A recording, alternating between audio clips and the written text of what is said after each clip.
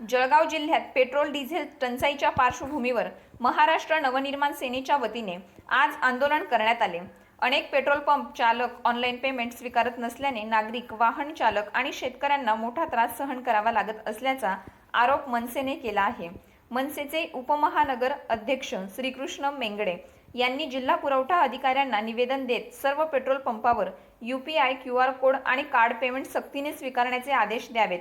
Online payment नाकारणाऱ्या पंपांवर कारवाई करावी, तसेच शेतकऱ्यांना डब्यात इंधन देण्याबाबत स्पष्ट सूचना द्याव्यात अशी मागणी केली। या आंदोलनात ॲडव्होकेट जमील देशपांडे, किरण तळेले, विनोद शिंदे यांच्यासह मनसेचे अनेक पदाधिकारी सहभागी झाले होते। काय समस्या होती? पुरवठा अधिकाऱ्यांना निवेदन देण्याचं कारण असं आहे की पेट्रोल पंपावर सध्या पेट्रोल आणि डिझेलची टंचाई चालू आहे आणि टंचाई चालू असताना 500 200 मोटरसायकल लाईनमध्ये उभा राहत आहेत। 100 ट्रकची पेट्रोल पंपावर लाईन आहे आणि लाईन आल्याच्यानंतर ज्यावेळेस पेट्रोल डिझेल टाकण्याचा नंबर येतो त्यावेळेस पेट्रोल पंप चालक सांगतात की ऑनलाईन पेमेंट चालणार नाही, रोख आणा। मग एवढं 1-1 तास 2-2 तास लाईनमध्ये उभा राहिल्याच्यानंतर समोरची व्यक्ती जर 2 तास उभा राहिल्याच्यानंतर ऑनलाईन पेमेंट चालणार नाही किंवा रोख पेमेंट आणा, तो पेमेंट कुठून आलेला तो माणूस? ते म्हणतात मागच्या व्यक्तीच्या खात्यावर टाका, त्याच्याकडून घ्या। प्रत्येकाकडे कॅश अवेलेबल राहत नाही। भारताचे पंतप्रधान नरेंद्र मोदी सांगतात की डिजिटल इंडिया, कॅशलेस इंडिया, या सगळ्या असताना पंतप्रधानाचा अपमान करताय का? पंतप्रधान वारंवार सांगतात डिजिटल इंडिया, कॅशलेस इंडिया, हर गोष्ट ऑनलाईन करा, कॅश कमी वापरा, ऑनलाईन सुविधा घ्या। मग ऑनलाईन सुविधेचा जळगाव शहरात किंवा महाराष्ट्रभरातून किंवा देशभरातून हे पेट्रोल पंप चालक नरेंद्र मोदी साहेबांचा अपमान करताय का? ही एक शंकेचं कारण आहे। दुसरी गोष्ट, शेतकऱ्याला म्हणतात की केंड घेऊन पंपावर यायचं नाही, पेट्रोल डिझेल भेटणार नाही। बरं, केंडात आणायचं नाही तर ट्रॅक्टर म्हणा किंवा त्यांचे फवारणी यंत्र म्हणा, फवारणी यंत्र घेऊन कसं काय त्याच्यात पेट्रोल भरायचं किंवा डिझेल भरायचं? हाही एक महत्त्वाचा मुद्दा आहे। तर आमचं असं म्हणणं आहे की पेट्रोल डिझेल शेतकऱ्यांसाठी तरी किमान तुम्ही केंडामध्ये द्यावं, केंड भरून द्यावं, त्यांना त्यांची सुविधा करता येईल। क्योंकि पेट्रोल पंपापासून 10 किलोमीटर 20 किलोमीटर शेती आहे लोकांची। मग 20 किलोमीटर जाणे आणि येणे 2 तास मोडतात का नको? मग 2 तास त्यांचे मोडू नये, वेळाभावी त्यांचा वेळ वाचावा आणि शेतीतले कामं वेळोवेळी व्हावात म्हणून त्यांना केंडामध्ये पेट्रोल द्यावं, ही पेट्रोल डिझेल द्यावं ही आमची विनंती आहे। ओके, अधिकाऱ्यांना तुम्ही आज निवेदन दिलेले आहे। वारंवार पेट्रोल पंपावर गर्दी दिसून येत आहे। एकीकडे जिल्हाधिकारी म्हणतात पेट्रोल पंप कमी आहे किंवा साठा जास्त आहे, तर तुम्ही अफवावर विश्वास ठेवू नका, तर काय सांगा? आज महाराष्ट्र नवनिर्माण सेनेमार्फत आम्ही जिल्हा पुरवठा अधिकाऱ्यांना निवेदन देण्यात आलेलं आहे। निवेदनाचा मुख्य मुद्दा हा आहे की शेतकऱ्यांच्या समस्या, शेतकऱ्यांना सर्वात महत्त्वपूर्ण त्रास हा होत आहे की शेतकरी पेट्रोल पंपावर जात आहे आणि आपल्या छोट्या छोट्या टाक्या ज्या असतील, कॅन असतील, त्या कॅन घेऊन ते लाईनमध्ये उभे आहे का? त्यांना पेट्रोल पाहिजे। आता आलेला आहे शेतकऱ्यांचा मुख्य वेळ। आज शेतकऱ्यांना गरज आहे डिझेलची। आता शेतकरी स्वतःहून तर त्यांचे पंप, फवारणी यंत्र आणि त्यांचे ट्रॅक्टर घेऊन येऊ शकत नाही, ते अशा रीतीनेच डिझेल घेतात। आणि तुम्ही म्हणतात की म्हणे आमच्याकडे पेट्रोल पण मुबलक आहे आणि डिझेल पण मुबलक आहे, मग द्या ना। 8 जास्त पेट्रोल पंप बंद आहे, दिसत आहे ना चित्र? 2-4 पेट्रोल पंपावर जाऊन फोटो काढले आणि दाखवून दिलं की इथे बरोबर पेट्रोल भेटत आहे, डिझेल भेटत आहे। याच्याने होत नाही।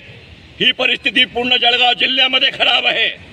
सर्वप्रथम तर शेतकऱ्यांना प्राधान्य द्या, त्यांना मुबलक डिझेल कसं मिळेल त्याला प्राधान्य द्या। ते कॅनमध्येच पेट्रोल डिझेल घेणार आहेत, ते कॅनमध्ये नाही घेणार तर कशामध्ये घेणार? याच्यावरती प्रशासनाने विचार करायला पाहिजे। याबरोबर जनतेला त्रास होत आहे याच्यामुळे, या सर्व गोंधळामुळे तुम्ही भीती निर्माण करत आहात का? याच्यावर विचार करा। मध्येच मोठ्या मोठ्या घोषणा झाल्या, तुम्ही जनतेला सांगितलं की डिझेल कमी वापरा, पेट्रोल कमी वापरा, त्याच्यामुळे निश्चितच जनतेच्या मनात शंका येईल। कधी तुम्ही म्हणतात की थोडीफार टंचाई आहे, कधी तुम्ही म्हणतात की नाही भरपूर साठा आहे। ही दुटप्पी जी भूमिका आहे तुमच्याकडनं जी जाते जनतेमध्ये, ती विचार करण्यासारखी आहे, ही शंका निर्माण करते। तुम्ही जनतेला द्या ना।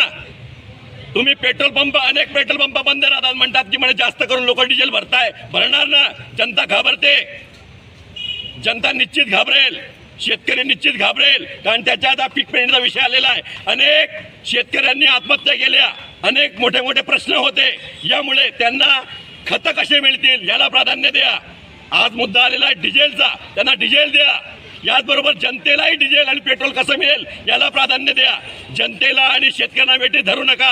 आणि याचबरोबर जी जनता जे शेतकरी लाईनमध्ये उभे राहतात आणि लाईनमध्ये त्यांचा उभे राहण्याचा नंबर येतो, कोणी कॅन घेऊन राहतो, कोणी जनता गाडी घेऊन बाईक घेऊन राहते, कोणी कोणत्या त्याच्या कारने राहते, त्याचा नंबर आला की तिथला जो पेट्रोल पंपवाला म्हणतो मी डिजिटल पेमेंट घेणार नाही. नरेंद्र मोदीजी आहेत ना देशाच्या इंडिया आणि मोठ्या मोठ्या घोषणा केलेल्या आहे की ऑनलाईन पेमेंट करा, असं करा तसं करा. म्हणजे आम्ही असा विचार करतो की तुम्ही त्यांचा अपमान करताय, हेच दिसतंय. अरे आता जनतेला सवय पडलेली आहे, तो खिशात पैसे घेऊन जात नाही, तो शेतकरी घरून पैसे घेऊन जात नाही, तो मोबाईल घेऊन जातो. म्हणजे ही दुटप्पी भूमिका आहे.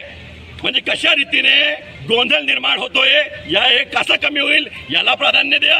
कशा रीतीने जनतेला डिझेल मिळेल आणि तुम्ही म्हणतात की विरोधक अफवा पसरवत आहे, विरोधक वातावरण बदलवत आहे. मग द्या ना डिझेल पेट्रोल भरून भरून, सत्य परिस्थिती मांडा, जनतेची दिशाभूल करू नका आणि शेतकऱ्यांचे हाल करू नका. आणि ऑनलाईनला प्राधान्य कसं देतील पेट्रोल पंपावर याला प्राधान्य द्या, अशी महाराष्ट्र नवनिर्माण सेनेमार्फत आम्ही तर समस्या आहेच.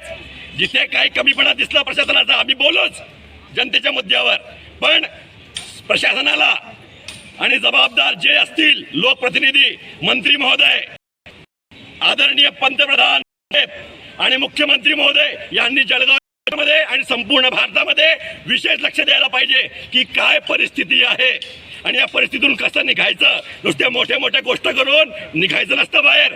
जनतेचा प्रश्न कसा सुटेल याला प्राधान्य द्या.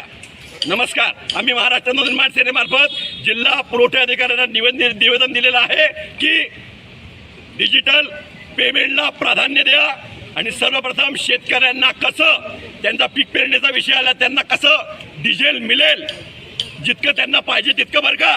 तर आम्ही एवढी मोठी कॅन घेऊन आले 20 लिटरची, आम्ही 5 लिटर देऊ, मग 15 लिटर कुठे जाईल तो घ्यायला, याच्यावर विचार करा.